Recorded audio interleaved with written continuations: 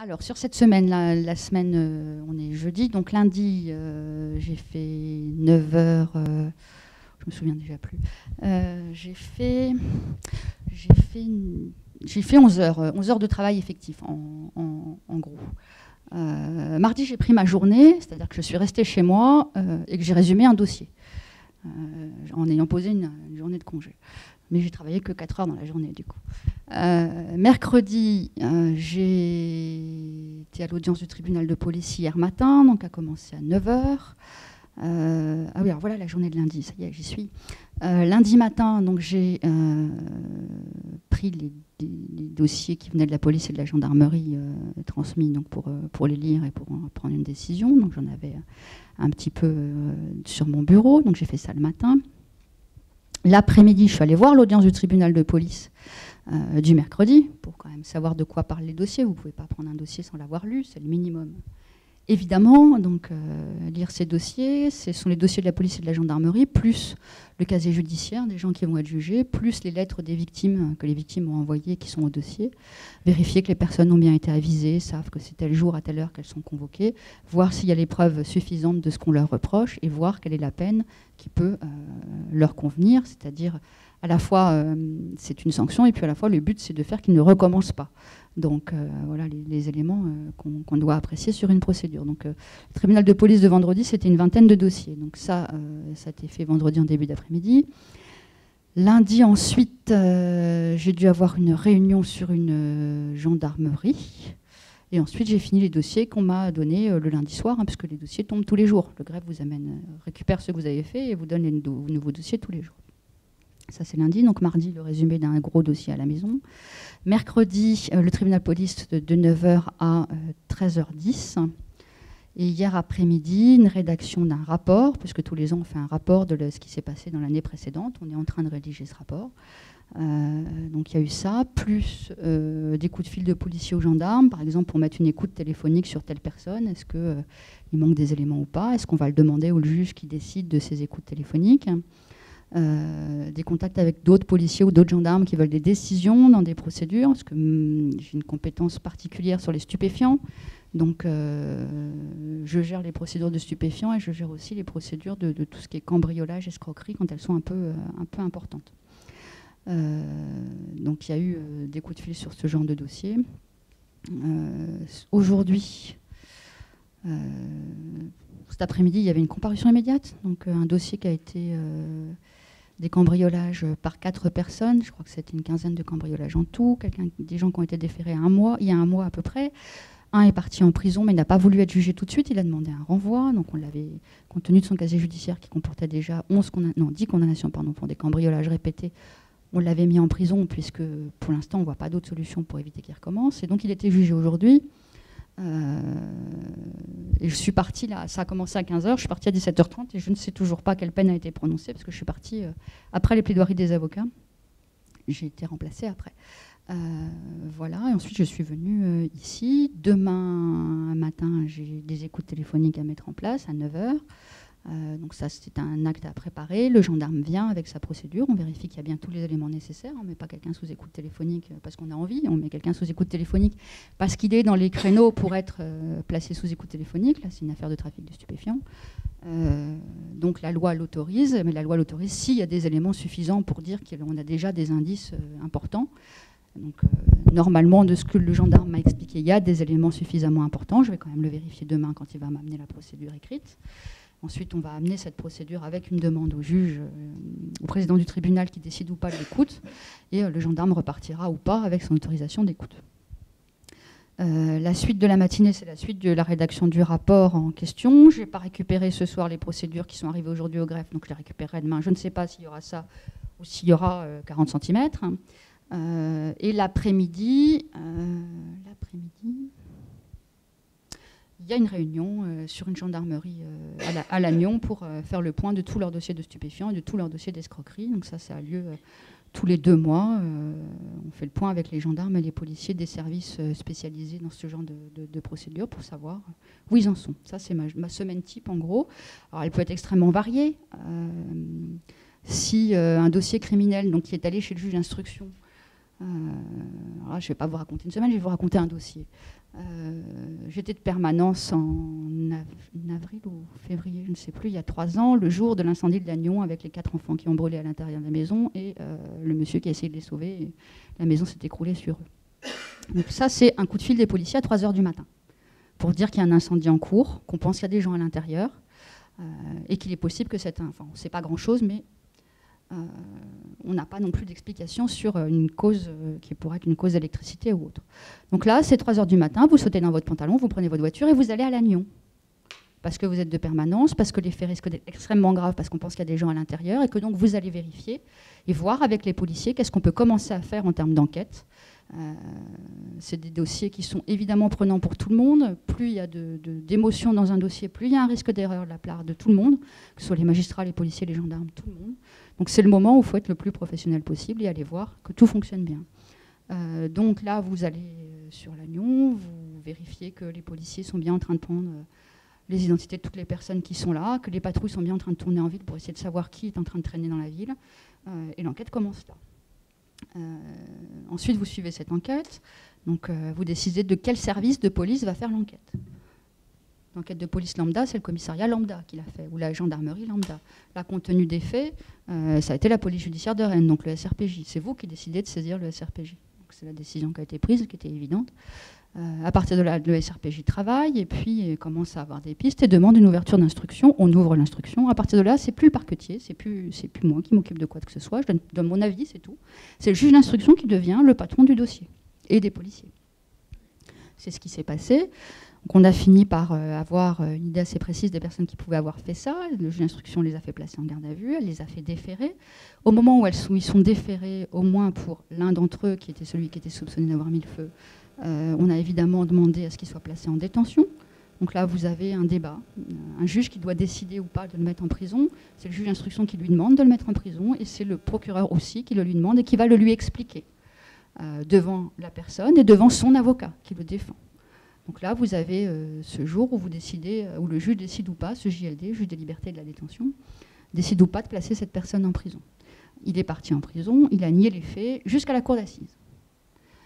Entre deux, vous êtes allé assister à la reconstitution des faits.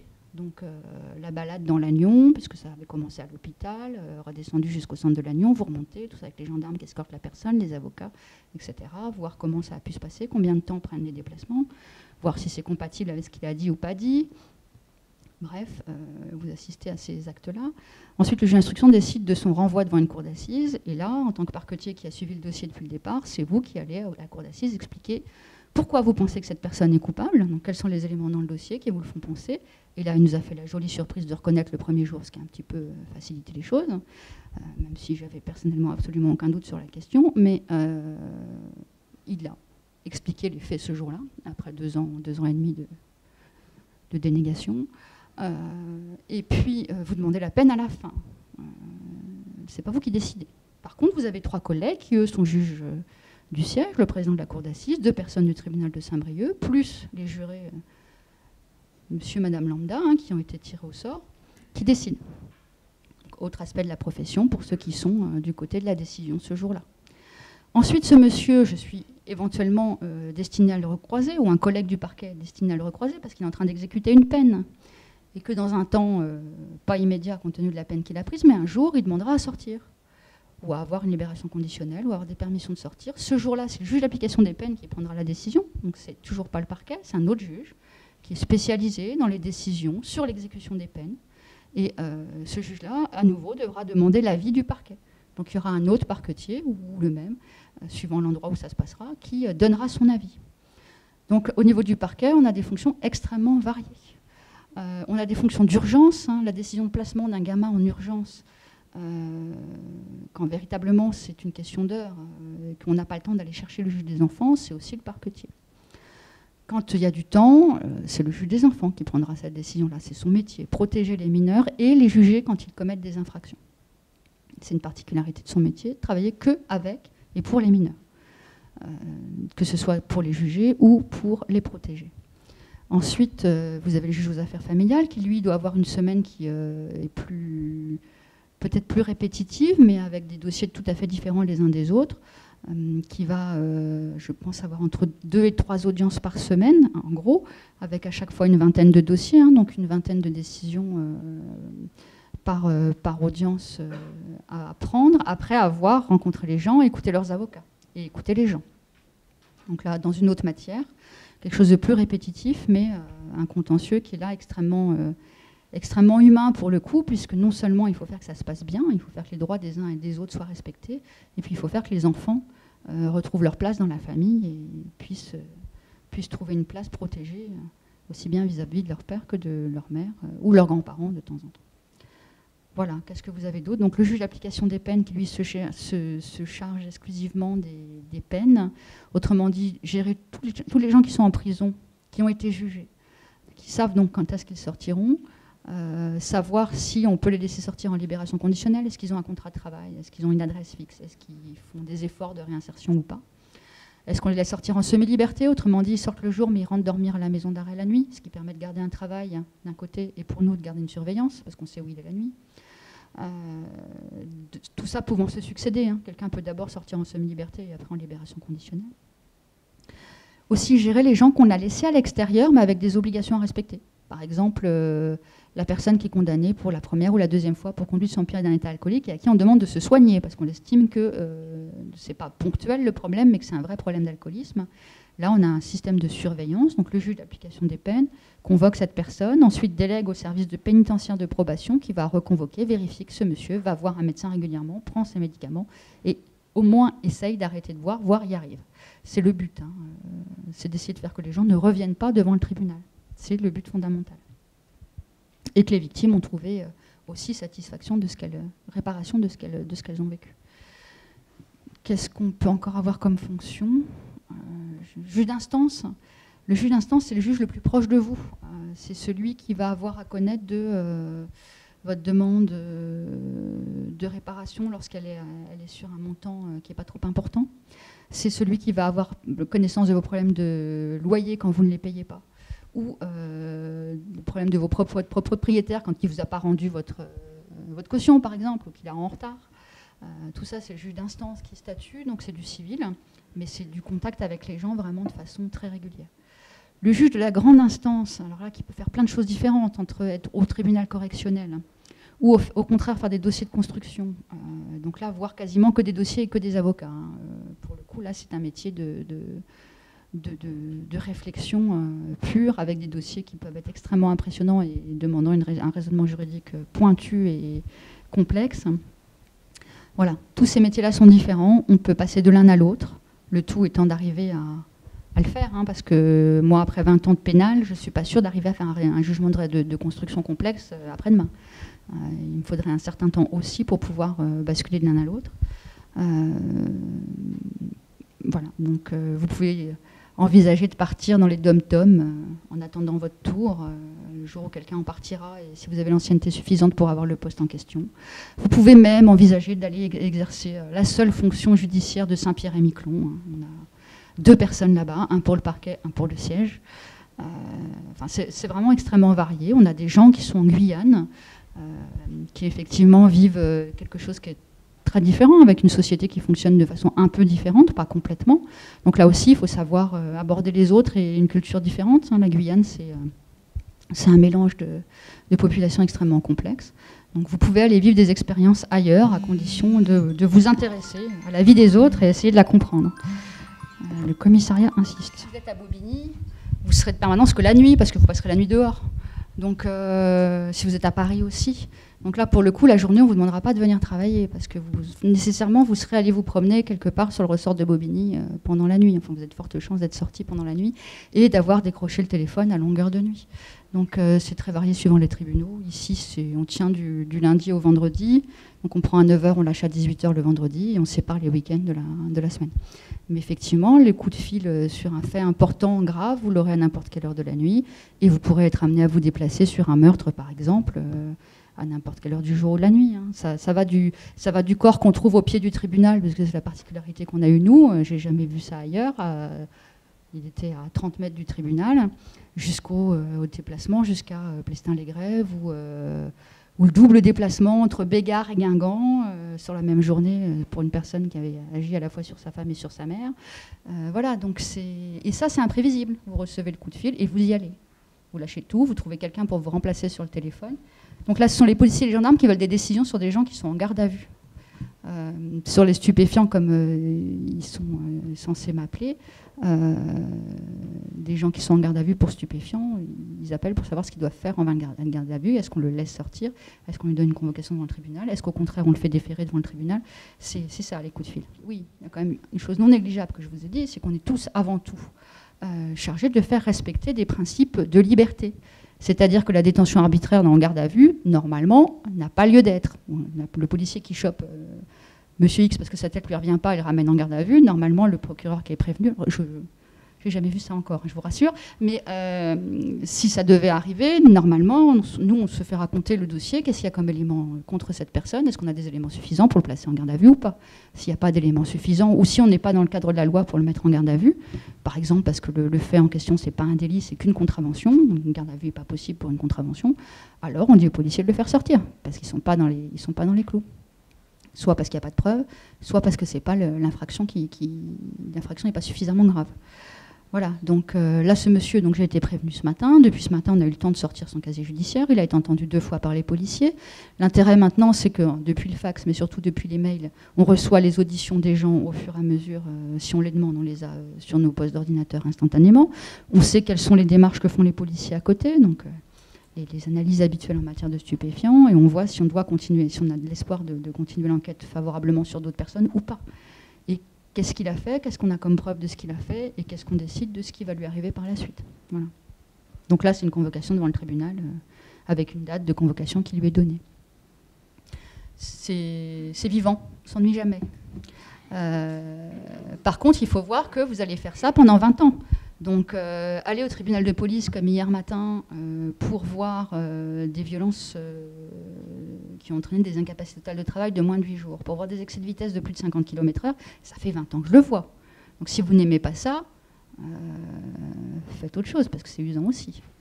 Après, vous pouvez toujours vous dire, est-ce que font certains collègues, je laisse tomber le pénal, je repasse au civil. C'est un changement de métier, quasiment. Sauf ce point commun de prendre des décisions, avec des règles à appliquer et un raisonnement à appliquer. Sinon, c'est un autre métier. Donc, effectivement, si le ras-le-bol vous guette au bout d'un certain nombre d'années, vous pouvez changer de métier. Tout en gardant le même salaire, le même grade. Simplement, il faudra trouver un poste ailleurs. Le procureur ne peut pas ensuite devenir juge du siège dans le même tribunal. Comme on a demandé des choses à des juges du siège juste avant, on ne peut pas après devenir ce même juge du siège au même endroit, en tout cas. Donc, quand j'étais à l'instruction à Saint-Brieuc, entre deux, je suis partie à Rennes et après, je suis revenue. Il y a eu un certain temps entre les deux. Ça fait partie de ce qu'il faut savoir quand on rentre dans la magistrature. Il y aura des années difficiles. Il y aura des années difficiles parce que la somme de travail sera la même et que vous serez en sous-effectif pour les faire. Donc nous, là, en ce moment, 7, on est sur un petit nuage, je dirais. On n'a jamais connu ça à Saint-Brieuc, c'est la première fois, on est à plein.